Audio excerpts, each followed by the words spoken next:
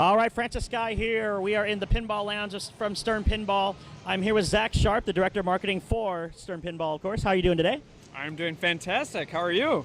Very cool. I learned that you are one of the top pinball players in the world. I have my moments. I'm currently ranked number 2 in the Number world. 2, no problem. Better than me. I'm probably like 2 million, probably. Do you have a favorite? Let's go of the retro, like before the Stern Pinball kind of era. Stern Pinball. My favorite game from back in the days is a game called Cyclops.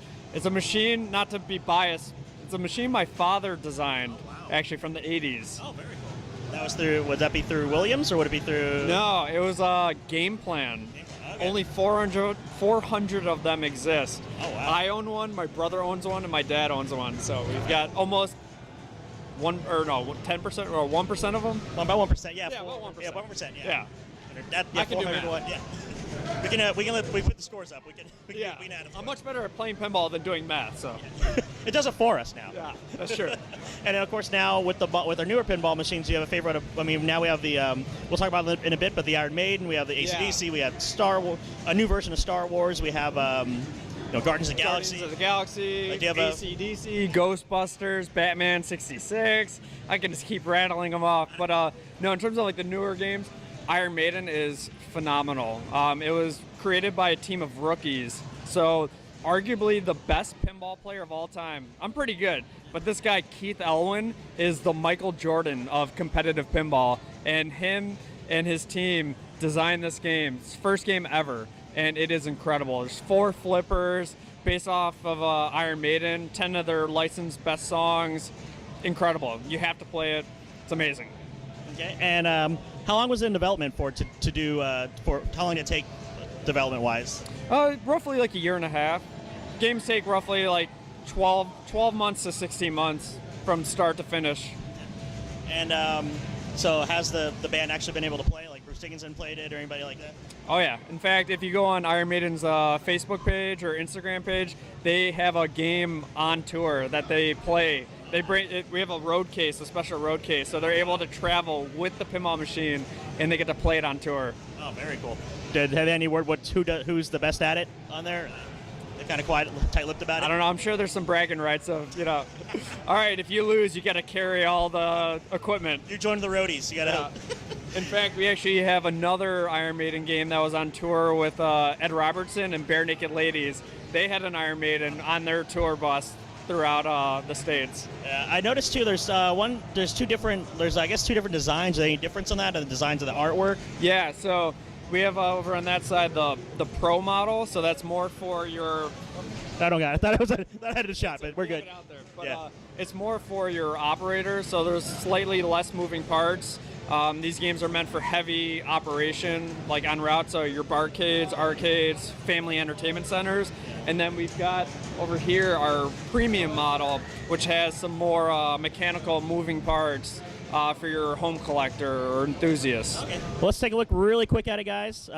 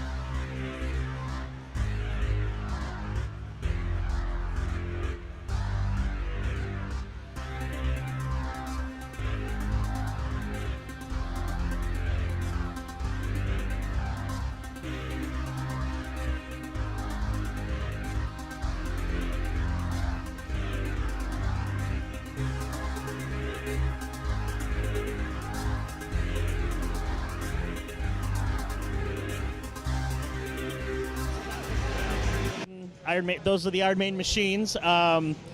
Is your favorite? Are you an Iron Maiden fan yourself?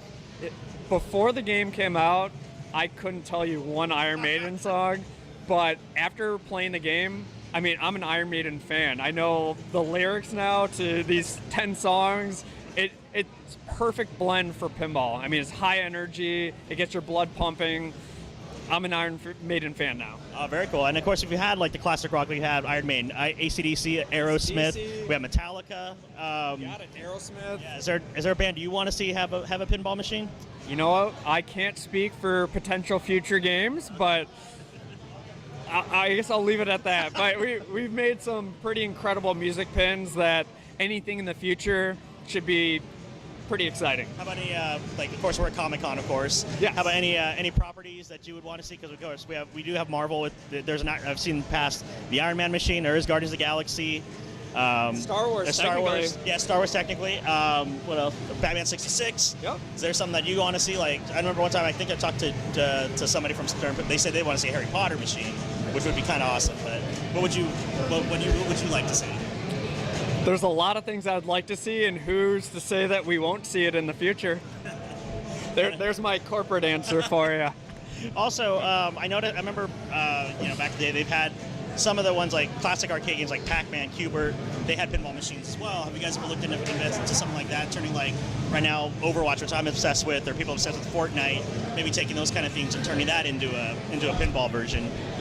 Never say never. You know, I mean, the future of pinball is, there's a lot of future of what we could potentially do.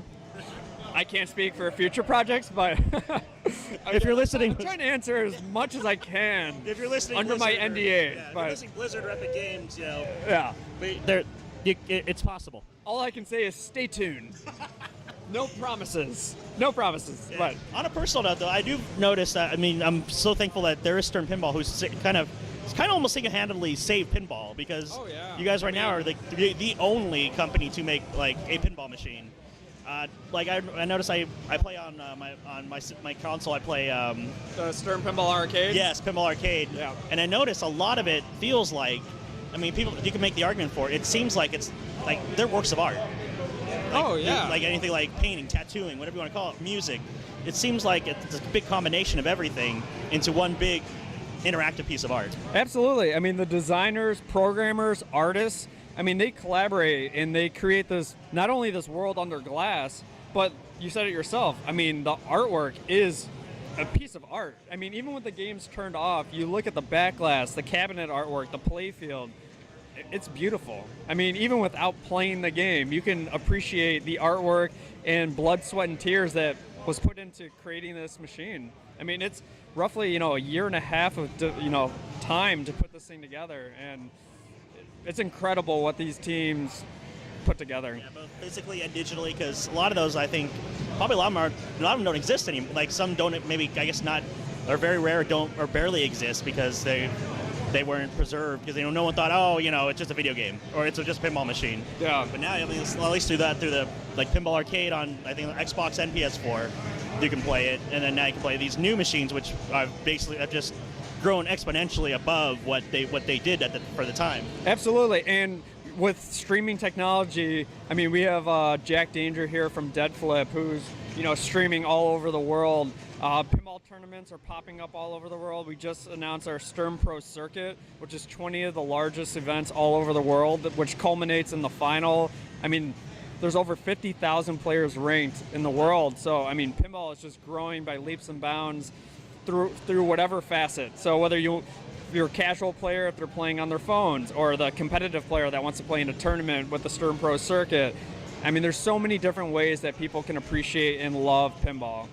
Yeah, and I understand you guys are doing a little. I mean, by the time this probably airs, it'll be over. But you guys will be doing a tournament of your own here at Comic-Con. Yeah, every night here in the Pinball Lounge, we'll be doing prizes and giveaways for the tournament at night.